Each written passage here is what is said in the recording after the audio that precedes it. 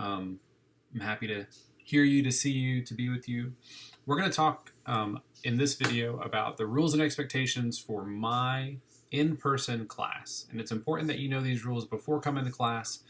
That way, we're all on the same page so we can get a head start and jump right into learning. So before entering class, when we line up in the hallway, we have to be at least 3 feet apart. That's for our health and safety.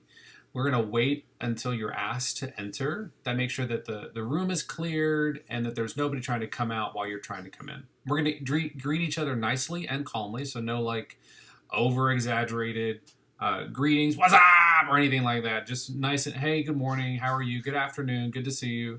Or you don't have to say anything, just, give me a nice head nod. We're going to find our assigned seat. You have an assigned seat, and you can't sit anywhere else. You have to sit in that seat. And then you're going to have some Canvas activities. So you're going to get your Chromebook out before getting anything else out and get started on your Canvas activity. Before leaving the classroom, you have to make sure that you turn in any work. You're going to make sure your name is on it. Sometimes a Canvas assignment has a place for your name, so you need to make sure that you're checking for that.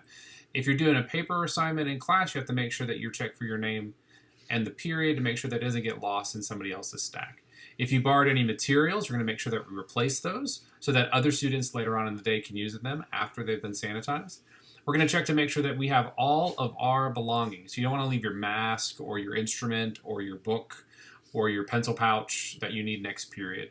We're going to make sure we clean up our area. So if we made a mess, if we were cutting up things or we were using crayons and we have crown shavings on the floor, we have to make sure we clean all that up.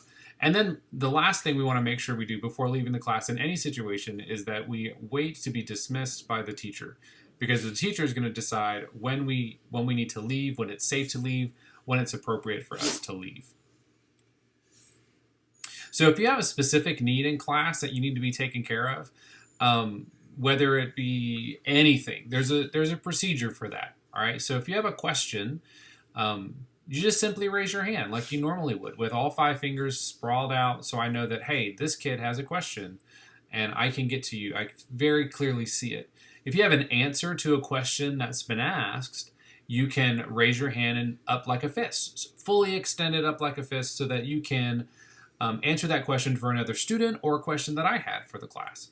If you have a need that needs to be taken place outside of class, like you need to use the restroom really bad, you need to go get water, you need to go see the nurse, you need to go see the guidance counselor, you have to go call home, whatever the need may be, you just need to raise your fist up again, but put your pinky out. In all these instances, you want to wait for a response from the teacher before calling out. That way, learning isn't interrupted for other students, and that I can get to you specifically about what you need without everybody else knowing.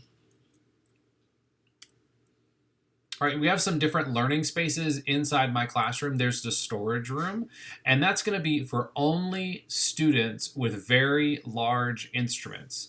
So students that play the tuba, and that's it. So if you play the tuba, you can go into the storage room. Otherwise, you're not permitted to go into the storage room. All right.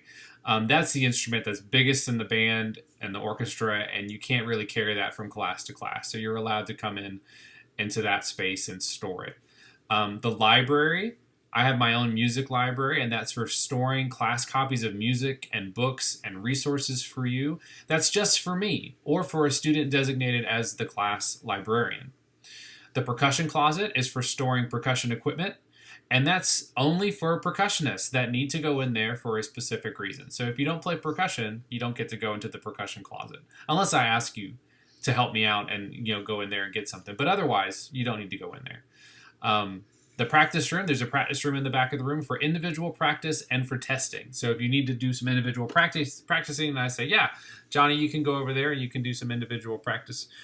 Then you can go. Otherwise, it's going to be off limits. And my office, which is right behind my podium, that's off limits to students unless you have permission. That's where we keep my food and my personal stuff and Miss Waller's personal stuff.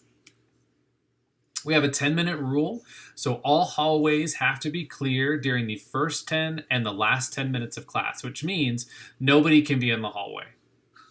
That's not for the bathroom. That's not for going to the office. That's not for going to guidance. It's got to be clear hallways. Our class changes this year are going to be 10 minutes long, which means you're going to have about 3 minutes to get to class, but we've got to stagger. So 8th grade will go first, 7th grade, then 6th grade, or it might be 6th grade, 7th grade. Anyway, during that 10 minutes, we'll be changing classes to the next class. Students are dismissed by grade, like I said. And remember that the teacher dismisses students, not the bell. When we leave class, we'll take a class break to use the restroom. So there's really no need to go by yourself, and every class is going to offer you an opportunity to go use the restroom. So make sure you utilize that and not during the middle of instruction.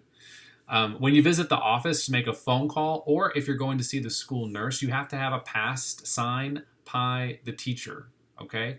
And the nurse's pass is a special pass. It has to be a nurse's pass because they log that in a special book. If you are called to the office, then you may just go when you're dismissed by the teacher. So if the principal or the assistant principal or the guidance counselor calls you to the office, you can go when the teacher says you can go. All right, so a couple class procedures that are specific to my class. We want to make sure that we come to class prepared. That's with our instrument, our music folder, supplies, our Chromebook charger, all those things that are going to be required to be used to make class happen. We're going to place our instrument case underneath our chair and assemble. We're going to start our daily start task on Canvas. We're going to participate throughout the class period. All instruction relates to everyone. So if I'm talking to the clarinets about something, that relates to the trumpets in some way. They've got to know what I'm telling them. So we all have to be attentive to that. We're going to have to take our instruments home every single night to practice. Every night to practice. And I'll be checking online to make sure that you're doing that.